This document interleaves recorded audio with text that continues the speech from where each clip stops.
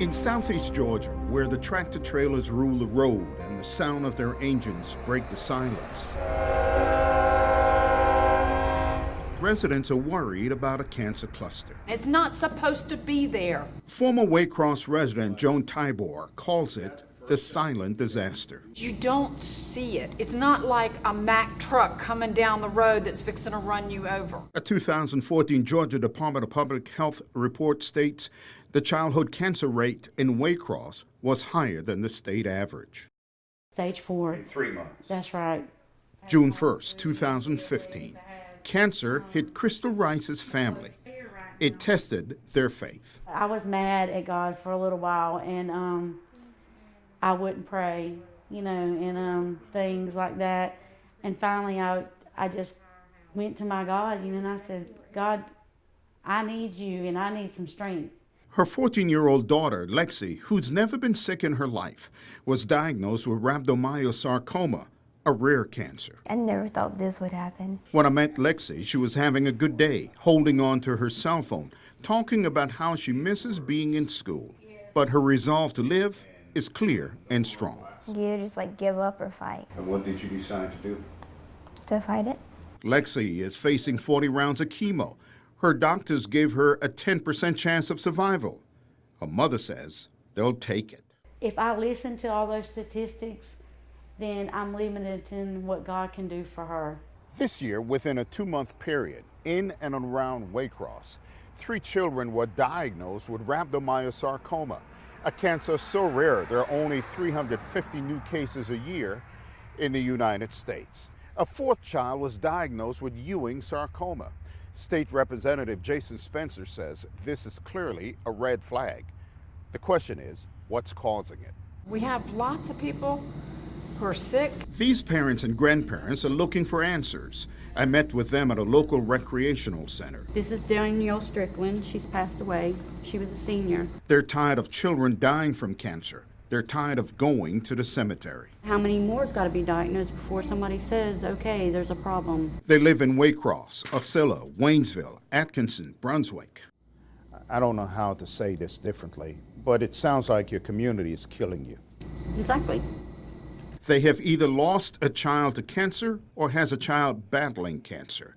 Dee Williams and her daughter, August, live in Waynesville. I was diagnosed when I was 11 on April 17th of 2009. Her cancer is now in remission, but not long enough to be called a survivor. They suspect the problem is environmental, but they're not sure.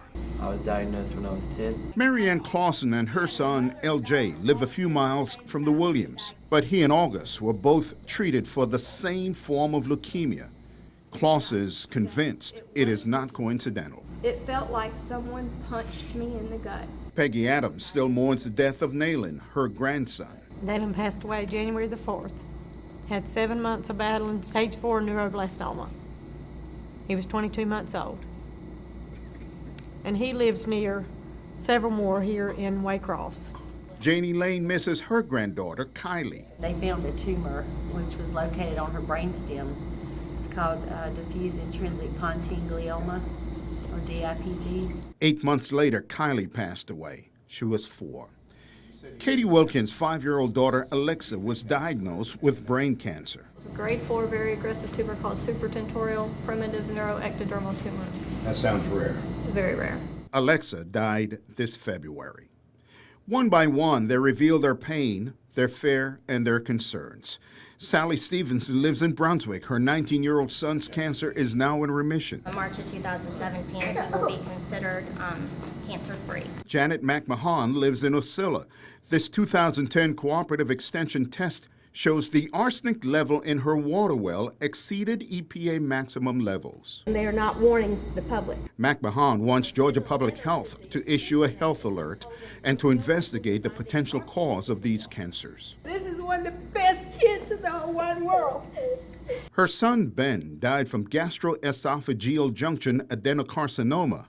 He was 24. He died of a cancer he's not even supposed to have. You're not supposed to get that cancer unless you're a heavy smoker and a heavy drinker. Until you stop what is causing the cancer, you can't cure it. A clear environmental cause for the many cancers has not been found. And even if pollution is responsible, It is not clear from what source. If there's one person to be held responsible, who would that be? There is. These residents point to potential sources. This is a 7-out site, an abandoned wastewater treatment facility, and now an EPA Superfund site. They believe contaminants may be leaching into the canals and soil and are calling for testing. They point to 60 years of farmers bathing cattle with arsenic and allowing the chemical-laced water to run into the ground. They point to an industrial site near the CSX rail yard. A CSX spokesperson said in an email, in part, "We're working closely with regulators to remediate any impacts from the historic operations at Rice Yard. The company complies with all current environmental regulations and is in compliance with current permits."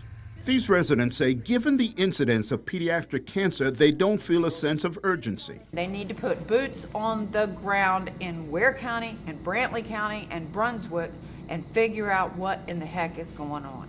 That's what they need to do. Crystal Rice says she lives in fear for her family. I have 2 other children, and every time one of them gets a headache or a stomach ache or a pain in their back, I feel sick on my stomach. You know, I'm thinking, is this it all over again? And like the other parents, she wants to know if where she lives is safe. It's terrifying. It is terrifying. And I don't want to live like that every day. I mean, I want to know.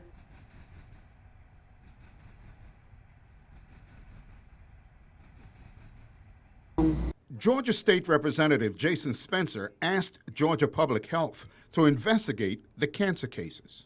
Well, if you look at the incident rate of rhabdomyosarcoma, that is 4.3 cases per 1 million in the United States. We have 4 cases in Southeast Georgia alone. Spencer was looking for answers, but a draft report of the Health Department investigation provides none. I think they need more work needs to be done. I mean, I wish I could say I'm surprised, actually. Joan Tiber of SilentDisaster.org calls the report disappointing. Everything that they have put in that report is information we have provided them. They haven't done any work on their own. The report recommends continued childhood cancer surveillance, provide community education, and to quit smoking. I got some recommendations for them. They need to bring their butts to Ware County and Pierce County, and they need to figure out what the problem is. Dalen passed away January the 4th. Had 7 months of battling stage 4 neuroblastoma. He was 22 months old. The community wants answers. They say there's a real problem that has caused much pain and concern. This is still a red flag, and this report is incomplete in terms of the data that's included. Given its charm and rural setting, is Waycross as safe as it seems? We have lots of people who are sick, all kinds of problems, neurological, cancer. These parents and grandparents have searched for peace of mind and for answers. A number of children have been diagnosed with cancer.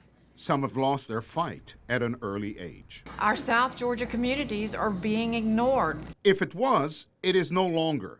The Centers for Disease Control told Georgia State Representative Jason Spencer it will investigate the cancer cluster in Waycross. How big is this? There is something going on, and a proper investigation is going to happen, and that's good news for the community. Spencer, who works in the medical profession, has been pushing for answers as well. The absence of evidence does not necessarily mean that evidence is absent. This summer, after 4 children were diagnosed with rhabdomyosarcoma, a rare cancer, he wanted to know even more if it is environmental. Let's find the answers if there are answers to be found. The Public Health Department investigated this summer but reached no conclusion. The feeling was that that particular report, when you read it, is a little bit too dismissive and incomplete. But now, the CDC will investigate the nearby rail yard and the Atlanta gas light site, but not the EPA's 7-out site. You have the sensibility that finally there's going to be an aggressive look into what's causing the issue. I think that the right political pressure and community pressure from citizens has led to this result.